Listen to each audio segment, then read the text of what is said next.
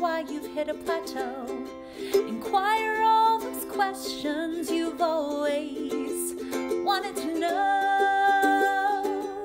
Ask Katie anything. Hey everybody, welcome back to another episode of Ask Katie Anything.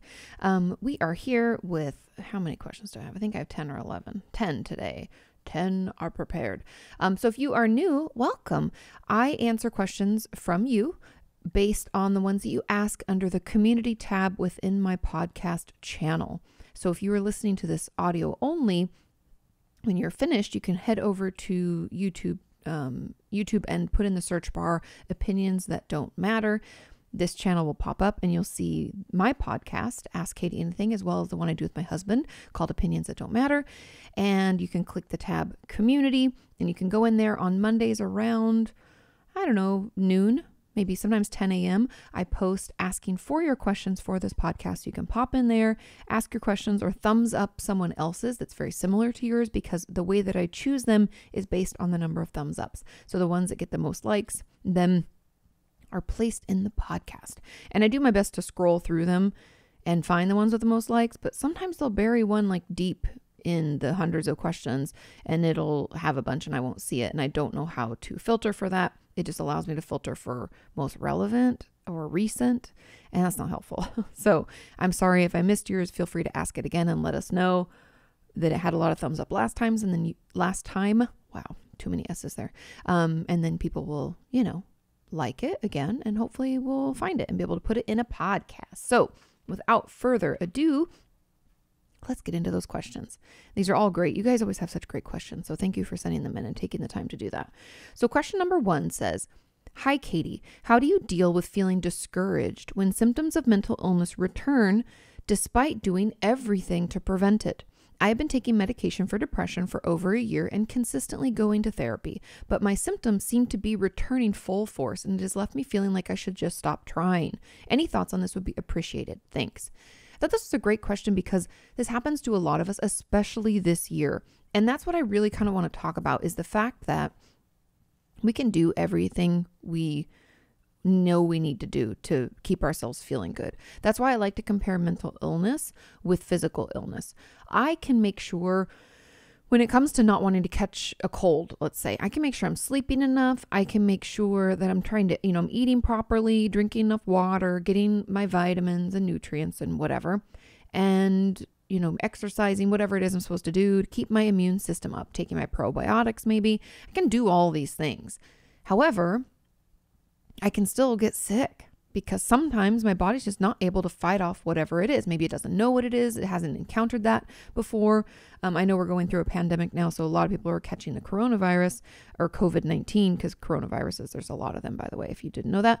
But COVID-19 is something that people, we're still taking care of ourselves and we're still catching it. And so the same goes for our mental health. We can be doing all of the things that we're supposed to do, and those are the things we can control, right? But there are things that are out of our control that can then lead to us feeling bad again. Like right now, this year has been really rough because of the coronavirus, that I think a lot of us are feeling super stressed out. And I would argue that a lot of us, even if we didn't have any depressive symptoms before, are experiencing them now. And so regardless of, how much effort, unfortunately, that we're putting into our mental health and maintaining it, we can still feel terrible and still be pulled into it. And so I don't want you to think that you're not doing enough. I just want you to know that this year is particularly difficult and it's okay for us to feel bad, but it's that feeling discouraged that we kind of need to process. And so part of my advice for this would be talking to your therapist about it, and maybe being open to increasing your medications. This is something you should talk with your psychiatrist or your whoever your medical professional is that you're seeing, your regular doctor, whoever's prescribing it, but telling them about this, because I've had a lot of patients and even friends and family members during this year have to increase the dosage or change their medication or add another medication to what they're taking because it's not enough to help them or to keep them feeling good throughout this year because it's been so trying. Like, I think like I said, I think all of us are suffering this year. A lot of people are suffering from a low-grade depression or symptoms of anxiety that maybe they never felt before. And so don't think that this means you're not doing enough, or that the tools and things that you're using aren't working for you. They're working. This year's just fucking terrible. And it might take a little more support right now to get us through it. That doesn't mean all is lost. That doesn't mean that you should just give up or stop trying. What you were doing was working. And I would encourage you also, something that's helpful, and this is why I tell people to journal all the time, is go back in your journals if you have them, or even ask your therapist to read back like how you were, what you were working on like months ago, or maybe not even months, maybe a year, because of the coronavirus. If we looked at what we were working on in like February of this year, I guarantee that you would recognize all of the amazing strides you've taken in your own recovery. And I think you would feel a lot better and not so discouraged. It's hard in the moment when we don't like feeling depressed. Nobody likes feeling like that. We don't like feeling like shit in general. And if we feel that coming back and we're like, what the hell? I've been working so hard and what's going on? I thought this was working. I guess it's not. And we think we blame it on ourselves rather than recognizing that, hey, this year is shit. Things are hard. Maybe I just need a little extra support to get me through.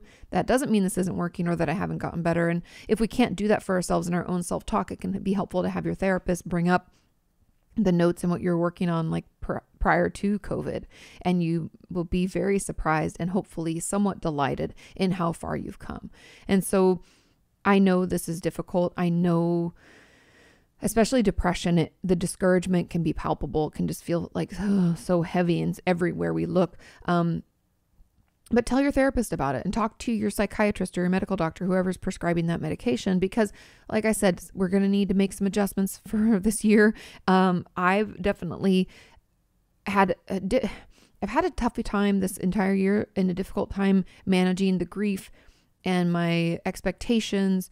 And then I just recorded a video that'll probably go live next week, I think, about feeling really disappointed, which is kind of like discouraged, just feeling like down and like, like it's sad and depressing for Sean and I to stay here for Christmas and New Year's by ourselves, but it's also sad and depressing for if we went to either of our families to see in Montreal or in Washington and then got someone sick, or we got sick. There's just no winning. And so it can feel very bad, and it can feel like we have no control and we don't know how to manage it. And so anyway, I bring that up just to let you know you're not alone. A lot of us are feeling discouraged, disappointed, and upset right now. Talk to your therapist about it. Know that it's okay to increase sessions or medication or things during this time until we get through it, because it will get better. And so, those are my thoughts, like reflecting on how far you've come, talking to your therapist about it, maybe increasing medication or support in one way or another. And then, it's okay also just to allow yourself to feel it, because it's hard. It's a bad time. It's been a bad, I don't even like to lump it and say it's been a bad year, because I'm sure there's some silver lining we can find, but the holidays are particularly difficult. In general, I have patients, regardless of COVID, I have a ton of patients every year who have some kind of relapse this time of year, whether it's into depression or anxiety symptoms, maybe it's into drugs or alcohol or eating disorder behaviors. It can be really stressful, and stress takes its toll, and it's not something to overlook or be like, but it's just stress. I should be able to pull myself out. Stop shitting on yourself. This year is a rough year. You know what you should be doing? Being okay with where you're at, because we're all just surviving. Okay. Moving on to question number 2. It says, hi, Katie.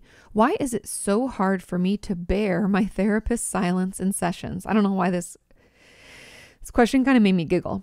Is it part of me wanting to hear her opinion so I don't have to be confronted with my own thoughts? I always get anxious and insecure whenever the silence gets too long, and I always fear I said something stupid. It's so funny because this is so common. I don't think I've had a patient ever who didn't hate silence in sessions. And even as a therapist, it's something that we have to not practice, but I feel like I'm going to sneeze, you guys. I keep fighting it. My nose has been itching. So sorry if I sneeze. But it's something that we work on, we talk about in our training, is like being okay with silence and knowing that sometimes silence is necessary for the patient to take the time to process what just happened or what was just said and come up with an answer also. Like if we're asking a really tough question, I don't want to talk over my patient. I want to give them the time to think about it and thoughtfully respond. I don't want to make them feel like they have to like come up with an answer, like quick, quick, quick, you know, that's not how it works. Okay. And so, or how it's supposed to work, I guess is what I should say. And so we have to be okay with silence. And I have to be honest, it took me a while, but I'm fine with it now. And I mean, obviously I've been practicing for, I don't even know how many years, like 11 years, 12 years. I don't even know. You guys probably know. I was practicing before I started the channel. So I guess I've been doing the channel for 9 years. So yeah, probably like 11 years. Anyway, you slowly get used to it. And the reason that it's probably difficult for you is being confronted, like you said, so I don't have to be confronted with my own thoughts. I think it's more of that. I don't really think the silence makes us I don't think the discomfort with the silence is because we want to hear our therapist's opinion. I think it's really because we don't want to have to think our thoughts and feel our feelings. We would rather just distract with other thoughts and other things. And I have patients, especially my anxious patients, will fill an entire session rapid fire talking, answering all this stuff. And it's all because they don't want to feel that anxiety. We don't want to slow down. Feel the quiet, have to acknowledge how we feel in our body, what our thoughts are, what we feel about those thoughts and the judgment that we have or placed on ourselves or other things in our environment. And so that's really what it is. And I would bring this up to your therapist if you haven't already, but still it's worth a conversation because it's part of the therapeutic process is to be okay with not being okay and talking about it. And that's really what's happening, right? Is that we're not okay with the silence. As it happens each and every session, we probably dread it more and more.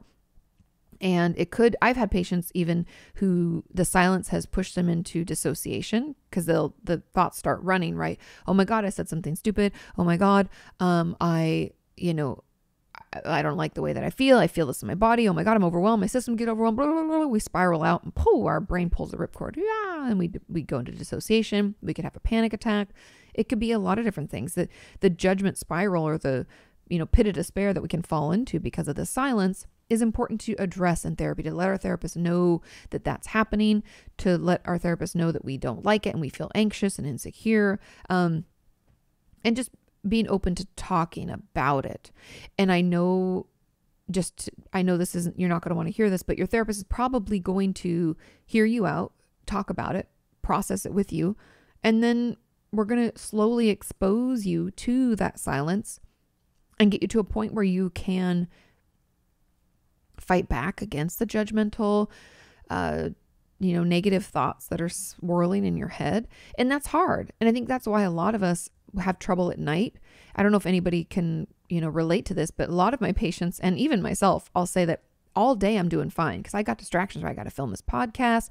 I got to reply to these emails. I need to prep this other video because I'm working on this series, blah, blah, blah, blah, blah, blah, blah, right? We all have this shit we got to do. I should do laundry, yada, yada. Then I get ready and we're watching TV shows. I'm distracted by that. I'm texting people and then it's time for bed. And I lay down and I put my phone down and I don't have any other distractions. And then what happens? All those thoughts, all those feelings, all that worry and upset comes up because a lot of you told me that it's like the 10:30 p.m. to 2-3 a.m. when it's the roughest. And so that's why therapy is there. It's a great place to practice what we're probably already struggling with at night. Or maybe we run ourselves so ragged. I have patients who've done this too, or we run ourselves so ragged that when we lay down, we just legitimately fall asleep. Boom. We're so wiped so that we don't even, again, we're distracting and keeping ourselves so busy. We don't have time to address how we feel. And therapy is not that. It's supposed to slow down, allow you to feel the feelings as uncomfortable as they are, like, feeling those feelings. But we want to do that and practice that. And that's the safest place to do it, to tell our therapist what's coming up for us. What are we thinking about? What's happening? What are the thoughts? What are the feelings? She's going to want you to track them and write them out and be more aware of them. And all of that is very positive. I know it feels bad. I'm not pretending that it doesn't, but I'm just saying that it does. It is a good thing. It does help us move forward and grow and feel better. So stick with it. It's human nature to want to move away from uncomfortable emotions and, feelings or thoughts. But healing comes through us being okay to feel it and to kind of lean into it. And I know that sucks and I know it's hard. I'm not making light of it, but I'm just saying that it's kind of like that. I talked about this on a live stream and I mentioned it ever so slightly in my book that's coming out next year about like the going on a bear hunt when you're in school. I don't know if anybody knows that. Going on a bear hunt, going on a bear hunt. Part of that little childhood song, I guess you'd call it, is like you can't go around it, you can't go under it, you can't go over it, you got to go through it. And I know I mentioned that a lot in relation to therapy and therapeutic tools, but that's exactly what it is. We can't go around this. We can't ignore it. We have to go through it. We have to feel the anxiety. We have to acknowledge the insecurity and what comes up for us and dig into where that, what the root of that is. Where does that come from? So that we can heal it, because my hypothesis is that is part of that like root of your main issue and what you really should be working on in therapy. I think we're getting closer to that root. We're working our way down that tree, right? We have all these symptoms that we're trying to manage, but as we work into this anxiety and insecurity, we're getting closer and closer to that root. So stick with it, talk about it, be okay, slowly get more and more comfortable with the silence. It's important. Kind of like when you used to go to the movies and be like, silence is golden. Does anybody remember that? That pertains to therapy as well. That should be our new motto. Okay. Excuse me. Sorry. I'm a little stuffy today. Not cold related. I think it's because our weather has shifted. And that happens to me. Okay. Enough about me. Let's get into question number 3. And that question is, hi, Katie. Why do I feel so responsible for other people's words and actions? I'm often on edge when around others because I feel responsible for their words and actions, as if they say or do something, and if they say or do something offensive or hurtful, I can feel super guilty. We'll get into this. This is a good question. I also often feel super responsible for how others feel. Wow, it's a lot of responsibility. If someone is in a bad mood or they are angry and sad, I constantly think about what I must have done to cause it, even when it's completely illogical. For example, if I haven't been around my mom for a few days and I go home and she's in a mood, I immediately blame myself, even though I haven't even been at home. My therapist noticed this at the end of our last session and asked me to be curious about it this week. I love your therapist and I love that language, but I really have no idea why I feel this way. Any insight would be appreciated. Hope you're well. Love from Ireland. Oh my God, this is so common. And I have a lot of thoughts about it and a lot of tools and things that I think you should use, even if not all of what I say resonates with you. Okay. So we can feel really overly responsible for other people's actions and words for a lot of reasons. The main crux of this is boundaries or lack of boundaries, meaning that when we grew up, we could have been told by our family that we were responsible for other people. Like parents can say some really fucked up shit to their kids. Like parents can say things like, oh, you're the only reason that I'm happy today, or you're the only thing I look forward to, or, oh my God, thank you so much for doing that. You know that you're the only way that I can get through my days. And parents might not realize what kind of weight that places on their children or what kind of emotional responsibility that gives to them. But it's really unhealthy and we should stop saying stuff like that, because we can acknowledge a child or a person in our life doing something wonderful. Be like, oh my God, that totally made my day. Thank you so much. That made things so much easier. And I really appreciate you and all the effort you put in. So there are ways to address it and to show appreciation without it completely overstepping any boundaries and putting emotional responsibility that is only our own. Because here's the kicker of all this. Like, if this doesn't even make sense to you, if you're like, what are you talking about? If we tell someone else they're responsible for how we feel, we're lying to them. We're blatantly lying, because no one can make us feel any kind of way. We are the ones that are responsible for that. And we're the ones that actually allow ourselves to get into a mood or a funk. Okay, if we just consider this, how many of you have had people, try to make things right or try to say, oh, I'm so sorry, I didn't even realize that was how you experience that. I didn't mean for that to happen.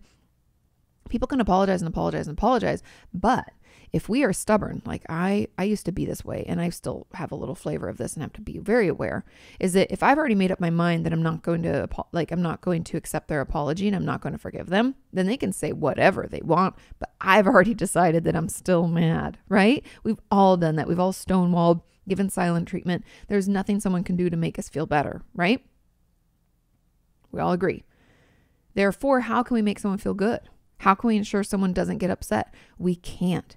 I talked about in the previous podcast about how control is like an illusion. We don't actually have control over ourselves even that much. We have some control, but I think, like I said in that podcast, it's like there's that joke that like, we make plans and God laughs at us kind of thing.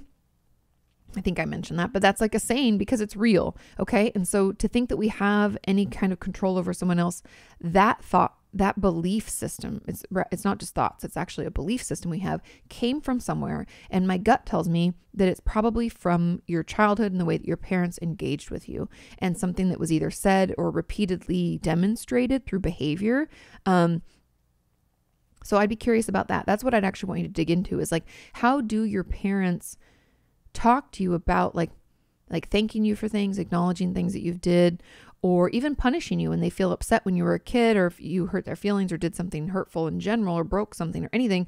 How did they interact with you about that? Okay. So there's that component. And that's my gut, is like, I think it has to do with lack of boundaries, and I'll get into why and maybe some reasons behind that. But so there's that. Also, it could be that we are a highly sensitive person. And I have a video about this because I believe that I fall into this realm. I don't necessarily think that I'm like a super empath or something like that. Being an empath is a superpower, and I'm definitely empathic. However, empaths can have a tough time with this. Like, this is something that we can struggle with. So you could be a highly sensitive person or an empath, and you can read about those things. And I'll have a video going up soon about pros and cons of being empathic, and like whether it's a good thing or a bad thing. But this could be you, meaning that we're reading scenarios and situations and people, and we get a feeling. Like, I'll be honest, I can just feel it off of people if they're in a bad mood or if something's upsetting them. And it can be really hard to tolerate when we're that person, when we're highly sensitive or empathic. Okay. And so that could be coming out as well. Here's the kicker though. Most of us, not all of us, but a huge swath of people who find themselves to be empaths or highly sensitive people come from families of complete dysfunction. And what I mean by that is that a lot of us come from families where, like in my family, for instance, fighting and arguing never really happened. So I never I became okay with arguments or raising voices. It's very uncomfortable for me. So I have a difficulty in expressing intense emotions. Does that make sense? It was never shown to me as a kid. So I had to practice as an adult, learning how to healthfully express anger and have disagreements without exploding or shutting down.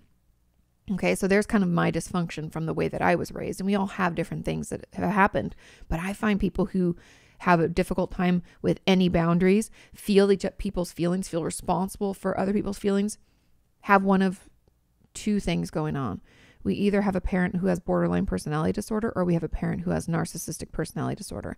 And I know I'm not trying to diagnose your parents, but usually parents like that have their own ish going on, right? If we have a parent who's a narcissist, that means that everything's about them.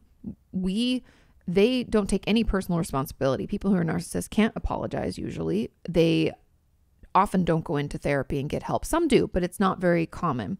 And feel like people are like, especially their children, are extensions of themselves. Therefore, there's no autonomy. There's no independence. So you're responsible for them. That's how it's told to you and demonstrated to you.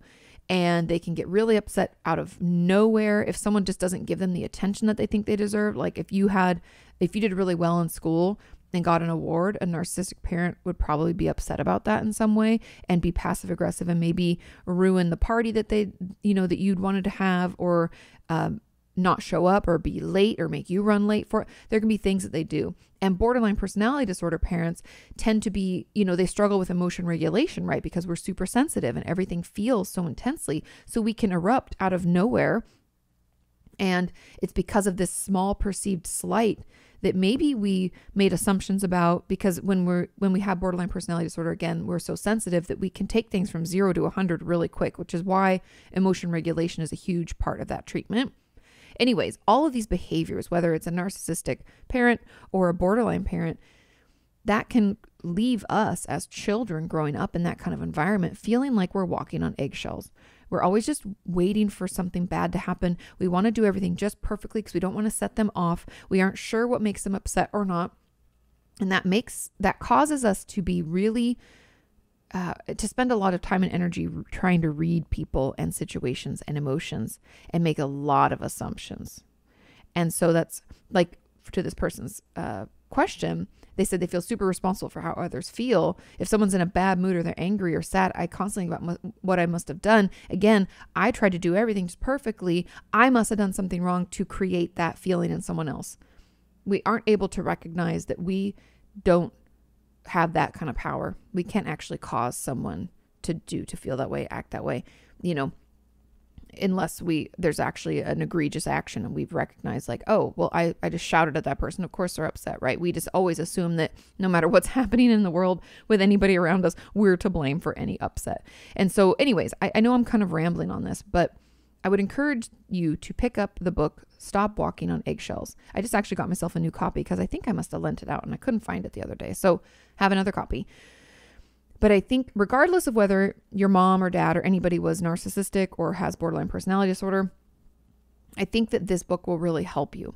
It will help you better understand why maybe you feel this way and feel responsible, and helping you navigate the fact that you are your own autonomous and individual person, and you don't have the power to control how other people react, respond, or anything in life. You only have the power to control your own response and reactions. And even then, like, that's it. Like, when we talk about having control is like an illusion. We don't, other than just how we respond and react in our environment, and we get to choose how we feel and what we think, what we allow in our head. That's really it. Outside of that, a lot of things are out of our control. So anyways, those are just kind of my thoughts. And I know it's a little bit rambling, a little bit scattered, but it's really, it's something that you can stop. It's just recognizing when we're doing it and why, and arguing back. Like, a lot of what you're going to have to do, a lot of the work is to notice when you're blaming yourself for, like you said, you haven't been around your mom for days. You go home, she's in a mood, and then you like blame yourself. Well, I haven't even been home. So how in the world did I upset her? So I checked my facts. So I recognize that I'm doing this thing that's illogical. That's what you're saying. It's even when it's completely illogical.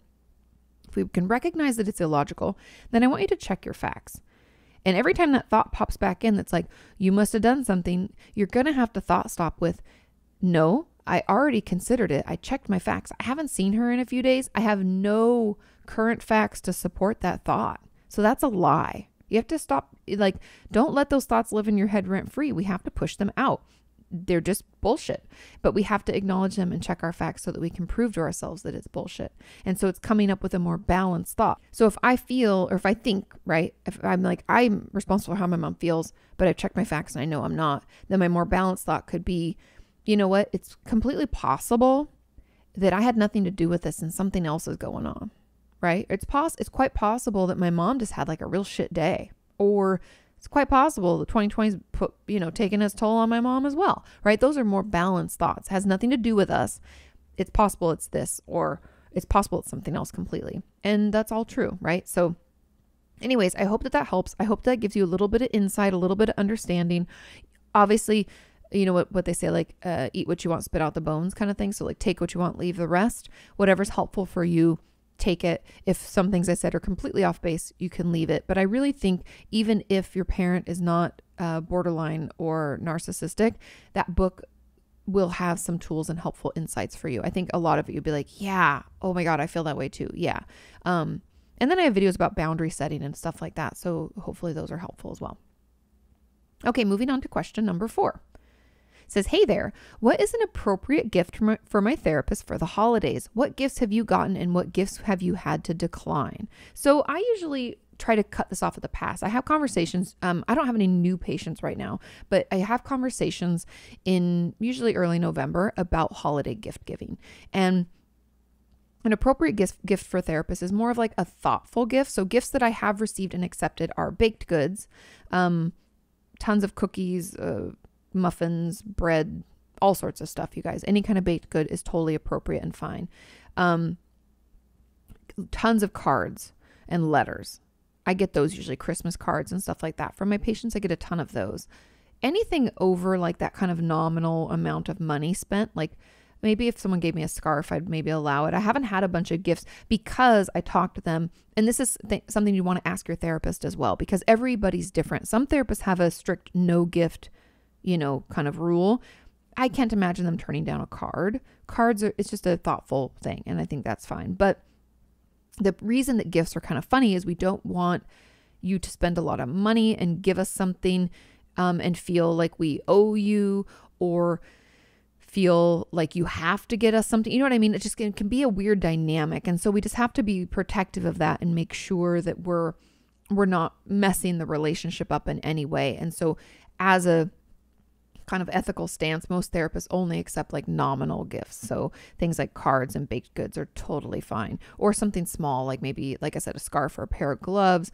I wouldn't really want my patient to ever spend honestly anything on me, but let's say like, I don't know, 20, 30 bucks. And then anything more, like if you get into $50, it just starts to feel not good. And I would have to say no. But because I have this conversation with my patients and I just tell them, I want you to know that I do not accept, gifts. If you want to offer a small token, like a card or something like that, or baked goods are fine. And I just talk to them about it because I don't want them to try to buy me. Like I've had colleagues of mine where patients try to give them like a brand new cashmere sweater. And they're like, I love it and am so grateful and thank you for thinking of me. However, I can't accept it, and then you feel bad because they've spent this money, or they've tried to give somebody else some tickets to the Lakers. It's just things that we can't accept. And so, yeah, talk to your therapist, ask them, but I think cards and baked goods are always accepted and always fine. And because I had that conversation early on, I haven't had to decline a certain gift before.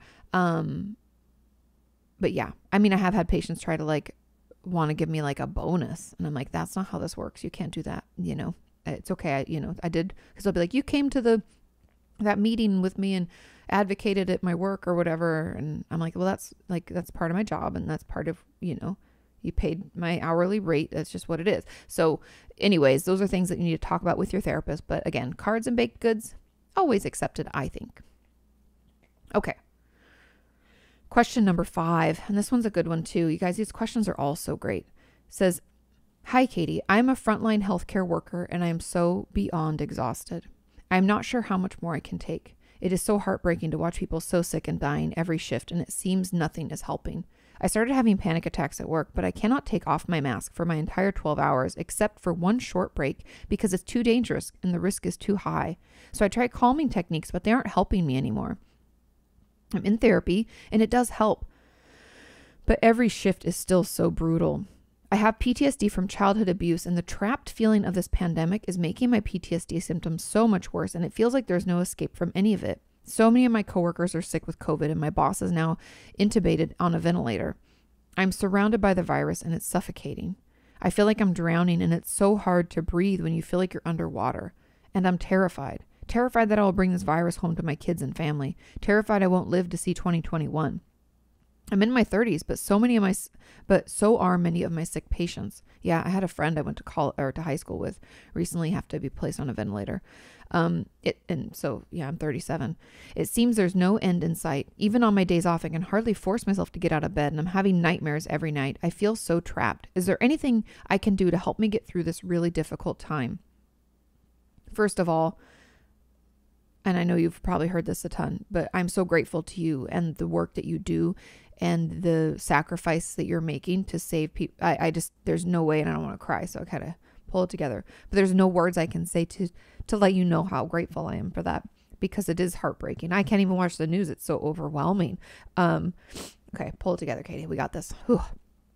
And I think that's what gets people angry about people going out and seeing family and stuff, when they don't have to, when it's not hurting their mental health, is like, no, you see the ripple effect of what you do. And anyway, so thank you for your sacrifices. And so I'm so sorry you're having a tough time. And also I want you to know that it's to be expected. You're essentially going to war every day, and that really takes its toll on us. And of course your PTSD symptoms are coming back and flaring up. So going to therapy is great. But there's a couple of things that I want you to do to maybe help. And hopefully this will help soothe your system and help you feel some sense of kind of control, or at least a sense of reprieve from your intense job. And the first is talking with your other coworkers about how hard it is. I know it sounds like, well, it's not what we want to talk about, and we want to be lighthearted about it. And I've talked about this a little bit before that, sorry, got myself all worked up. But there's a lot of research to support how when we share in trauma and grief, that we actually feel better. And it might sound weird to say that, but that's kind of the healing power of group therapy, the healing power of AA and NA, as well as like why we have funerals, right? And why we have get-togethers over tough things, like I remember my mom talking about when Elvis died, of all things, how like it felt like the entire world cried about it. It was sad, and it felt good to people to share in that. Not that we feel good feeling bad. I don't want you to mix that up and think that I'm saying it's good that we're feeling shitty. I'm saying that when we share in it, it doesn't feel as bad. It's actually soothing to our system. And I want you to utilize the people that you work with as a resource for this. Or if there's Facebook groups of people who are frontline workers who can talk about it and share. I don't want you to ruminate and like fall down this rabbit hole, but I want you to be able to vent in a real way with people who get it. Because even though your therapist can help support, like I could talk to you all day about it and listen and wow, that must be hard, and cry with you, but I'm not there. I don't really get it. I can't. It's not possible. Like even as a therapist, I can hold space for my patients and things, but I don't know what it feels like every day when you go into work, and the fear and the overwhelm that you might feel. And so being able to talk to people who do get it is really powerful. And I don't want you to underutilize that resource. So that's something. And then I want you to try to shake it out. And I know that sounds silly, but we're trying to get you that connection, right? And that place to talk to people. And at least you're seeing your family still and stuff like that and getting that kind of connection. But the people who really get it and venting about it, I think you'll feel so much better. But when you get up in the morning and when you get out of the shower or whatever, and you're putting on your scrubs, I want you to do a full body shake when you're fully dressed or right before you put on your clothes. We're going to shake it all out from our toes all the way up to the top of our head and back and down. And it sounds really weird. And I know I've talked about this a lot, but I know that people probably haven't done it because it sounds so strange, but trust me when I tell you, it does make you feel better, and it takes the edge off. So do that shake. And then when you have your break at lunch at work, I want you to shake again. And then when you finish your shift, I want you to shake again. And it sounds maybe like a little bit too much shaking, but trust me when I tell you that doing that, regulating our nervous system, I'm shaking right now if you're just listening to audio, that's why my voice sounds weird. Shake it out and getting all that energy off the tips of your fingers and out your arms and out of your body. That stress that you're feeling, that fight, flight, those PTSD symptoms that are coming back, they're just stuck cycling in our body. And it can feel like there's no real action. Like you talked about being trapped, which is like the freeze state. And what we're trying to do is keep ourselves out of that freeze state. We want to pull it back up into our resilient zone, right? We don't want to be in fight, flight. We don't want to be in freeze. We want to stay in this middle space. And shaking won't throw us back into that middle space, but it will at least move us a little bit in that right direction. And so we just want to utilize that to our benefit. So shake, shake, shake, shake. And I guess my last bit of advice is be compassionate with yourself. You're going to war every day for 12 hours. Any person, regardless, someone without any PTSD in their past, everyone is having a hard time with this. Everyone feels overwhelmed. And so when you have those negative thoughts come in your head, sorry, again, I got myself all worked up. When you have those negative thoughts come in your head about like, I'm so trapped, this is terrible, it's never going to get better, I'm going to get someone sick, am I going to die? All those worry thoughts that are spiraling, I want you to stop them. Say, stop, stop, stop, stop, stop. And then replace them with, I don't even expect them to be positive, but to be like, I'm doing the best I can. I don't know what the future is going to hold, but I'm going to still take precautions. I'm going to do what I can. And it's okay for me to feel like shit right now. It's okay for me to feel overwhelmed. It's okay for me to want to cry randomly. It's okay. I want you to just give yourself permission. It's okay. You're holding it together for everybody right now, and that's too much. So It's okay to fall apart. Sometimes it's okay on your days off to just want to lay in bed. It's so exhausting. I give you permission. You're in war right now. This isn't regular life. This isn't what it's going to be like, hopefully for much longer. I'm hopeful, that we're looking on, like, I know this doesn't sound like very soon, but in 6 months, hopefully things are not where they are now. So yeah, I wish I had better advice, but those are just the things that we can do. Yeah. And again, thank you. Thank you for what you're doing.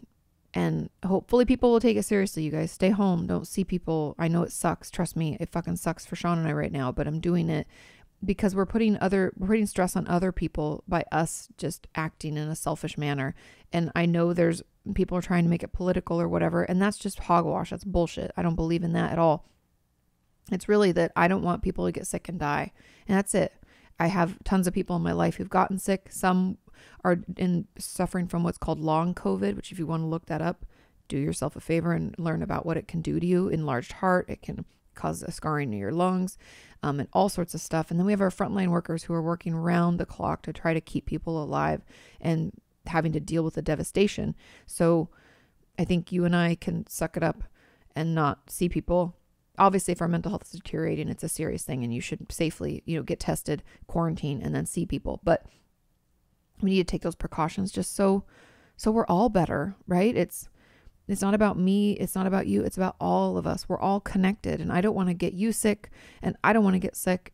And that's really all there is to it. So thank you again for all of your work. You're doing the best you can. And that's more than enough. Okay. Question number 6 says, "Hey, Katie, could you please say some calming therapist-y things in your therapist voice? I often listen to your podcast to calm down and remind myself of my own therapist in between sessions. But recently, my anxiety levels are through the roof, and listening to all of these problems that others have is triggering the shit out of me. Could you please say some trigger-free, calming things, please?" I was trying to think of things to say when I saw this question, because a lot of people are like, yeah, I would like that too. It's like therapist ASMR or something. I don't know. But I guess I'll try to come up with some things, and hopefully it's soothing to your system. The first thing I say a lot to my patients is like, don't worry. It's going to get better. We're just in a tough time right now, but we have some tools, we have some resources, and we're going to rise above. We're going to get through this. We've got to keep going. Something like that. I could say something like, I say this on the channel all the time, is with the right help and support, it can and will get better. Or sometimes we fall down, but don't worry. It's a process, not perfection. We just get back up, we dust ourselves off, and we try again. It's another thing. I hear you. I see you. It's going to be okay. We're going to get through this. I know it's just a tough time. Also, a therapist we say things like, "Oh my God, I'm so proud of you. That's amazing. You finally were able to do that thing that you didn't think you could do. You used your tools, you used your resources, you calmed your system down, and you communicated. That is awesome. You're doing amazing." I don't really know, you guys. It's hard to come up with these things. They happen organically in my sessions. But I think I say them in every podcast. So those are just some calming therapist-y things. Is there anything else, you guys? I'm racking my brains. Something I always say is be curious about that and try to journal out what you learn. I don't know if that's calming though. Okay, let's move into question number 7. It says, "Hi, Katie. I feel scared. The therapeutic relationship / emotional closeness is making me terribly afraid. I've known my therapist for years now, and I'm terrified because all I can think about is eventually she will leave. Therapy has to end at some point. This is causing 2 things. Number 1, can't let her in. I'm terribly guarded and don't want her to get too close. Number 2, at the same time, I constantly self-sabotage and act out in ways so that she will not leave me or stop caring. This seems like such a vicious cycle, and I'm wondering if there is a way out. I know therapy is there to help me get better, but therapy seems to be a major trigger. My therapist says that I have an attachment trauma." That she is correct. What does that mean? Is that the reason for all of this anxiety and frantic abandonment fears? I want her to care about me, but I'm just too scared she'll leave me. I hope this makes some kind of sense. This totally makes sense. And a lot of people have attachment-based trauma. We could also have borderline personality disorder, both of which come with this intense and overwhelming fear of abandonment, thinking that We're going to let people in. They're going to get too close. We're going to become dependent on them. And then we're too vulnerable, right? They could leave and we're afraid we'd be too devastated to deal with it. So, okay. There are a couple things. First of all, I would encourage you to talk. I mean, you talk to your therapist about this, but I would encourage you to ask your therapist if she will work with you through the Dialectical and Behavioral Therapy Workbook. Now, DBT, or Dialectical Behavior Therapy, is what you're going to need, because what it allows us to do is it allows us to learn how to recognize when we're feeling this sense of overwhelm, because that's what you're feeling, is completely overwhelmed and you're dysregulated is what we call it, where it's like you're living in emotion mind. We aren't able to see like the future of events or plan things out. All we see is like threat, fear, overwhelm, abandonment. We're like sounding the alarm. Like our brain is like constantly sounding the alarm. And so in order to get that to calm down, we have to be a little bit more mindful of what's going on in our body. And when we're starting to feel this way, and as the system builds and gets overwhelmed, what can we do to calm it down? So mindfulness techniques allow us to recognize those things, and then have some different tools through things like emotion regulation skills would be one of them. There's a ton of things with DBT, like we could talk about interpersonal effectiveness and other things, but emotion regulation will be really key for you, because we need you to be able to soothe your system and calm down enough that you don't do what you're doing now. Because what you're doing now is just acting out of emotion mind, and kind of like throwing a tantrum, and you're sabotaging because you don't you want to make sure that you keep her around. Like I've had patients do this tons of times over the years, where they'll start getting better, and I'll start, telling them like, that's so awesome. I'm glad you're, doing well, and blah, blah, blah. And then they get afraid they're going to get too quote unquote well, that I'm just going to discharge them as if they don't have a say, or it's not a process. But they get so scared of that, then they start doing really like terribly, because they want to stay in therapy. I actually had a patient have that backfire on her, because she did so terribly that then I was like, I think you need a higher level of care. And you just have to recognize that where this is coming from, acknowledge the fact that either we have borderline personality disorder, or, we have like an attachment-based trauma. Both. Also just know that attachment-based trauma can turn into BPD. I'm just putting these out separately because they don't always occur together.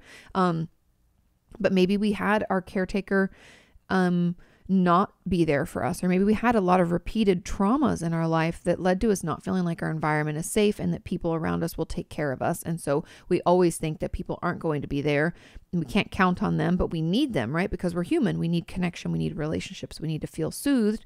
And it's this like, it's not safe, but I need it feeling that causes that extreme emotion dysregulation and discomfort that we usually sabotage. We usually leave people before they can leave us. Or we can become really intensely dependent on someone, and then we get scared that we do, and then we leave. It's a very interesting kind of up and down, and very uncomfortable way to live life. And I'm sure that you're feeling really uncomfortable. And so I would talk to your therapist about it. I would pick up in my Amazon. I have an Amazon shop, so it's easy for you guys to find the books that I mentioned. It's amazon.com/shop, SHOP, /Kati Morton. And they should all pop up, and you'll see it's like a green and white dialectical behavior therapy workbook. I think the authors are McKay and someone else.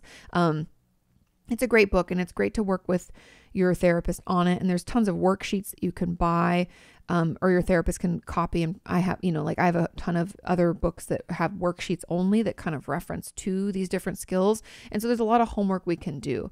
But there are some basic things that I want you to do to kind of lower your emotional sensitivity, because if we're feeling so dysregulated, there are things that we can do that are basic needs that we can meet, so that we at least are setting ourselves up a little bit more for success, so we don't feel so volatile all the time and so kind of out of control, because that's kind of the sense that I get from this. And so making sure that we are eating well-rounded meals every 3 to 4 hours. We're not restricting ourselves or forgetting to eat and then binge eating on junk food, or we're not only eating like one kind of food. Like I hear from a lot of my patients, they'll be like, well, I just bought a bunch of these sandwiches and froze them, and then I heat them up in the microwave. And I'm like, I don't want you eating the same thing all day, every day. We need a well-rounded diet so that we feel our best. I want you to have a protein, a veggie, and a starch. Okay. I'm not a dietitian, but I'm just saying you need to have some variance in your diet. Make sure you're eating regularly. Make sure you get enough sleep. Are you allowing yourself to sleep for, 7.5 hours to maybe 10, depending on what your need is? Okay. We're not oversleeping, not undersleeping. We're getting like pretty normal amounts of sleep. Then are we drinking enough water? Are we engaging socially with people in a way that feels good? I know COVID makes things a little bit differently, but are we taking our prescribed medication as we're supposed to? Are we taking care of any physical illnesses we have, going to the doctor, getting things checked out, whatever that is? I do worry about that with COVID, that people aren't going to the doctor for regular things. And I would encourage you to make those appointments and do those things. Get your regular checkups. But those showering regularly, I want you to take care of those basic needs, because that will lower our emotional sensitivity, at least, even if it's just a couple of ticks down. It will just lower it enough that we have a little bit more resiliency to manage this. Tell your therapist, pick up that workbook and start going through it. It can get better. We can get better at managing our symptoms. Whatever it is, if it is borderline, trust me, I have tons of patients who have borderline personality disorder and are able to manage this emotional upset, recognize when it's happening, use their tools, tap into their wise mind, not run, only let their emotion mind run the show. It is possible. So just hang in there, do the homework. I know it's hard. We're going to feel really uncomfortable, but what we end up doing by doing this work is proving to ourselves and our nervous system that not everyone's going to leave us, that people can leave in healthy, happy ways, and we can actually be okay with it. We're proving to ourselves that all these like false beliefs we have about abandonment, people are always just going to leave us, we can prove them wrong. But we have to kind of fight back against ourselves, and it can feel really uncomfortable. So stick with it. It does get better. But I believe those are the tools that are really going to help you the most. And all of the things within DBT are great, but I think that emotion regulation as well as the mindfulness component will be really key to your healing. But it does get better. And know that your therapist isn't not that you're going to believe me, but your therapist isn't just going to leave you. That's not how therapy works. When we discharge someone, it's either because they're doing really, really well, and we've talked about it and we've lowered sessions and things are still going well. And then, we process the ending of it, and you can always come back too, by the way. But then I release you. You fly, little bird, you go. But if you have trouble, you come back for a few sessions. That's how that works. If you need a more intensive treatment, if you're not doing well, you're on the other end of the spectrum, then we talk about that. We talk about what treatment options there are. And when you're done with that more intensive treatment, you come out and you get back into seeing your therapist. So again, they don't abandon you. They're there, but they're just getting you the right help.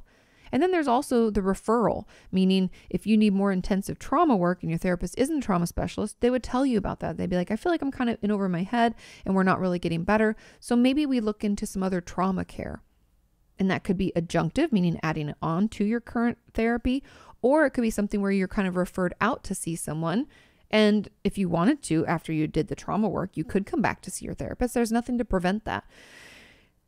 It doesn't just end. Okay. That's very unethical. You usually give patients at least a month, if not, 90 days or something like that to kind of plan and prepare and discharge. So just to give you some context. Okay, let's move into question number 8. It says, how can I wire my brain to do something despite my fears or negative thoughts? I struggle with executing my plans because I'm terrified that something might go wrong. I always end up stuck in going through the motions. I lose motivation and interest and go back to square one of trying to get myself motivated to do or want something again. What can I do to give myself that big push and feel okay with the risks? Best thing we can do is, first of all, find ways to kind of, it's not even like calm your system down, but we have to find ways to like assuage the fears. Meaning, is it kind of more positive self-talk or more balanced self-talk that because I tell myself this too, we were launching those anxiety pillows, those fluffy pillows. We're sold out right now, but Denise is going to try to make the black ones. She's just ordered the fabric the other day. So anyways, when we were launching those, I was like, well, what's the worst thing that happens is that I put these out and people don't like them and they don't buy them. Okay. So that's the risk I take. And actually nothing's really lost. Yeah, I lost money on it, but it'll be okay. If you don't take a risk, you won't, You won't be able to bring some new things out for people, right? You don't know if you don't take the risk. And so walking yourself through, like, first of all, like the balanced thoughts are helpful. And then I think because you kind of worry so much that something might go wrong and lose motivation and interest, I think the CBT tool called Play It Out could be really helpful for you, where you imagine yourself doing it. And what's the worst case scenario? I want you to imagine it from beginning to end. What's the worst case scenario? What's the best case scenario? Like rose-colored glasses, everything works out wonderfully. And then what's probably the most likely? Because usually the worst case scenario doesn't, like, if we're talking statistically speaking, it's not usually the worst. It's not usually the best. It's somewhere in the middle. So what's that? And I want you to think about that. And I want you to think it from beginning to end, all of those scenarios. And even just thinking it out can kind of calm us down and make us realize, well, worst case scenario, like I was doing with the pillows, worst case scenario is nobody buys them. I, spent these thousands of dollars, but it's okay. I can deal with that. And maybe they sell slowly, or, maybe I donate them, okay, worst case scenario. Okay. Could I live with that? Would that be okay? It wouldn't make us broke, would it? No. Okay. You have to play things out in your head to give you some perspective and allow you to have like a more balanced thought about it. And that could really, really help. And then also the thought stopping and coming up with more balanced thoughts will really be helpful too. And what that means is when you find yourself rolling in those negative thoughts, where you're like, oh my God, everything's going to be ruined. This is never going to work. I'm never going to get to be successful and do this and blah, blah, blah, blah, blah, blah. You have to recognize when you're doing that and not allow those thoughts to continue, whether you have to say stop, or whether you have to do something else to pull your brain out of that spiral, whatever it is, we're going to have to find some ways to stop that and then do that stuff more. And then once we've stopped those thoughts from like spinning at 100 miles an hour, we have to come in with a more balanced thought. Again, kind of like back to what's the worst case, which is what those negative thoughts are. Then what's the best case? The balanced ones are right in the middle. So it'd be something like, it's possible this wouldn't work out, but it is also equally as possible that it will. I don't actually have facts on either side of this. I'm just making assumptions. That's a more balanced thought. Or maybe it's like, it's possible it won't go just like as badly as I think. It could be like not quite as shitty, maybe just a little bit shitty. That's more balanced, and I'll take it. And I want you to try working. It's those bridge statements. Balanced thoughts are like kind of building that bridge, right? We're building a bridge from the negative thoughts that you're stuck in right now to a more positive place. Now, I don't believe that all of us have to always have all these positive thoughts. Like, we should have concerns about starting new things and trying new things because it's a risk, right? And it's okay to have some worries, but the worries don't run the show. We don't allow them just to live in our brain, ruining things. We can acknowledge them. We can adjust things as needed, right? If I'm like, okay, well, maybe instead of trying to produce 1,000 of those pillows, because I didn't produce that many, by the way, you guys, I can afford to produce 100 and that won't be stressful for me. So that's what we did, right? Because then if nobody buys them, I'm not in the poorhouse. So there are things you can do to try to set yourself up more for success. And so some of those things are like, okay, well, I do recognize that that is a worry. I'm going to take some action to fix that. Okay, good. Right. And so I think that those are just some of the things that you can do. And then if it gets overwhelming and you're so afraid, it's like an intense worry about it going wrong. I want you to, slowly do some like exposure therapy around it. Okay. Like, let's imagine it again. It's like the playing it out. We can imagine us giving the presentation or doing that thing or starting that, whatever. And, how would we manage that? And okay, if it didn't quite go as planned, what could we do? You can play that out a little bit and in your head, imagine it happening so that you realize it's not as scary, or the worst case scenario is not as terrible as we maybe thought or made it up to be. Because to be honest, usually in our brain, 99.9% of the time, what we think is going to happen and what we freak out about is not in any way close to what actually takes place. And so if we can just play that out and pay attention, I think you'll realize like, oh, it's actually not that scary. And that's what we're trying to prove to your brain, is it's not as scary as we think. And so that is it. And then truthfully, if you make a plan, we do these things, we put together what's our timeline on this. We're going to do all the tools I said. Then if you set a deadline, then you just got to do it. Sometimes we just have to rip off that Band-Aid and go for it. But doing those things leading up to it should help you feel a little bit better. Okay, let's move on to question number 9. And that question says, Dear Katie, please accept some socially distanced holiday cheer and my personal gratitude for all that you do on both of your channels. Of course. I love how that was worded. So sweet. My question is about the working alliance between my therapist and I. Can you please describe how a client can create or fix their alliance with their therapist? My therapist and I were recently on the verge of termination for administrative and not therapeutic reasons. For example, so she could be freed up to see other patients who are on the wait list, which has temporarily been lifted. Oh, that's awesome.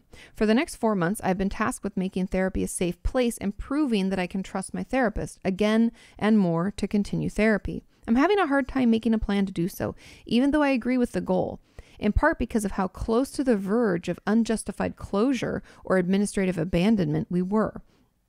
Is there any advice that you can give me on ways that therapists build safety and trust? I'm hoping I can pilfer a few useful ones. Sending love from the Big Apple. Of course. And I'm so sorry that that was happening. I know that some therapists are doing stuff like this where we're in clinics, they're kind of forcing limits on sessions for people because the wait lists are hugely long and crazy. Yeah, so I understand that, but that doesn't mean that it feels good. So truthfully, okay.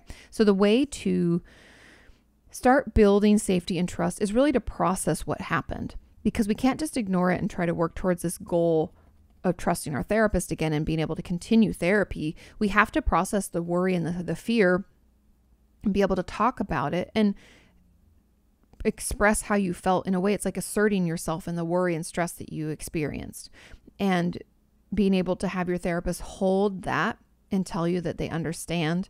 And they can even apologize, and they can just listen, really. I would tell your therapist maybe ahead of time, like, hey, I don't need you to explain why it happened, because that's not helpful. I don't find that to be helpful personally.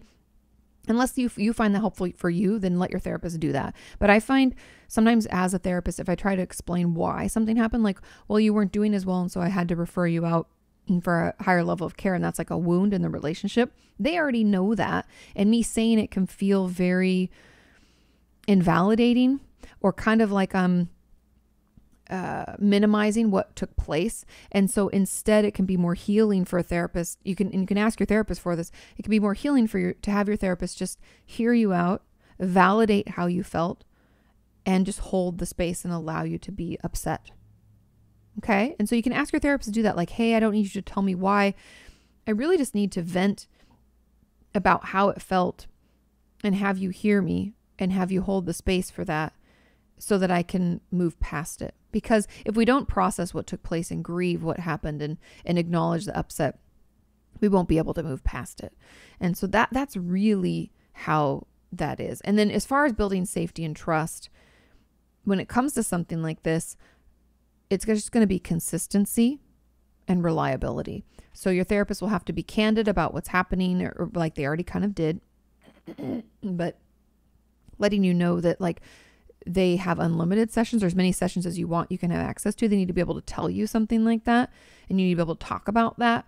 And then they need to show up for you at the time that, not rescheduling and not canceling, and all of that can be super triggering again. So it's kind of having that candid conversation about it, and then following that up with some reliability and some, what's the word I'm looking for? It's like positive and supportive behaviors of what they're saying, right? It's like, we're not just giving you lip service, we're actually acting on it. And we need to see that sometimes too. And that's really it. But you have to communicate what you felt, and you have to speak up, and then we have to feel heard. And so that's really the process that I want you to kind of explore. And so it's not that you can trust, like coming up with that goal is great. Okay, we want to trust and work with therapists again, but like that's not on you to like write about how you're going to do that. That's a relationship building. And there was definitely, a damage that was done to the therapeutic alliance. And so we have to repair it. And so those are my thoughts on that. Hopefully it's helpful. Now let's hop into question number 10. And it says, Hi, Katie, I hope you're doing great. Thank you. I am. It says, I want to ask, how can I deal with being attracted and falling for older people? I was sexually abused as a little girl since the age of 6 till I turned 8. I've been in therapy off and on since I was 11. Now that I'm 21, I realize that I tend to fall for people who are much older than me. Right now, I like a woman who's 15 years older than me.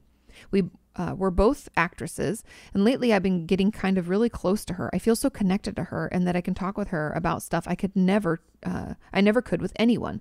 But I really don't know if she would ever like me back like that. I've felt things, but the context makes them confusing. I honestly feel that I connect better with older people, but part of me feels guilty about it. And also sometimes it even makes me feel like I'm not enough for anyone to like me back. I hope this makes sense, and sorry for any mistake. English isn't my first language. Thank you for everything. Lots of love from Venezuela. Your English is impeccable and amazing. So when we're sexually abused at a young age, it's usually by someone older than us by quite a bit. And that can confuse us in the way that we view relationships and love, especially romantic relationships. And my guess is that that is what is happening. And so I would also maybe guess that it potentially was difficult for you to ever like someone your own age, because maybe it wasn't something that was attractive to you, or the dynamic was weird for you. Like things could have felt uncomfortable. And what I want you to do right now, and I think this is kind of like the first step in this healing process, is I want you to be curious about that, and be curious about if you met someone that was your own age, what is it about that like isn't attractive, or what is it about that is attractive? I want you to just be curious and kind of write out and journal about what we're thinking these older people have that people your own age don't. And it's not that we can't date people that are older than us. Sean's 8 years older than me. However, it can often be tied to, if it's like, 15 years, 30 years older, it can be tied to abuse in some way, because we could connect that to our sexual abuse of our past, thinking that that's the only way romantic love reveals itself. And that's the only type of relationship that I know. And it's kind of in those formative years.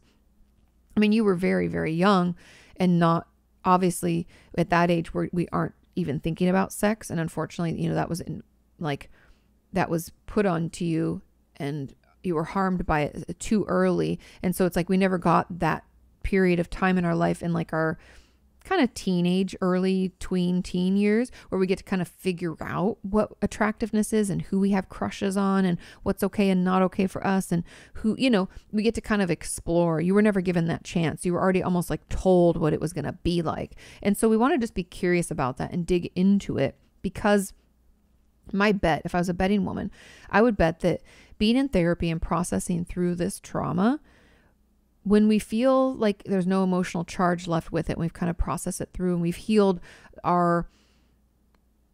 we're able to have a healthy, happy sex life. So it's like you heal that sexual trauma in a way that then you're able to have sex, consensual sex with someone, and have a healthy relationship that way. When we get to that point, we most likely will recognize that older people aren't really attractive to us. I mean, some people might be, like, people are attractive just because people are attractive, but we won't only be attracted to people who are older. We'll be attracted to qualities of good people and what we know we're looking for. And we probably haven't had an opportunity to do that work yet, right? It's like we're just talking about the trauma and we're trying to heal it, but we haven't even gotten into how you can go out in the world and have healthy, happy relationships moving forward. And I cannot recommend enough the Courage to Heal workbook. It's an amazing book. It's also in my Amazon store. So amazon.com/shop/Katie Morton. You should be able to see it in there. It's a yellow book. It's a great book. I don't know if it's translated into Spanish. I would assume so. I think it would be foolish not to translate that book into Spanish. But if you have any issues, let me know. But I think that would be a great book to pick up. It kind of walks you through all this healing. It's something I would encourage you to work on with your therapist. Don't do it alone. It's very intensive. But that could also move you in that direction as well.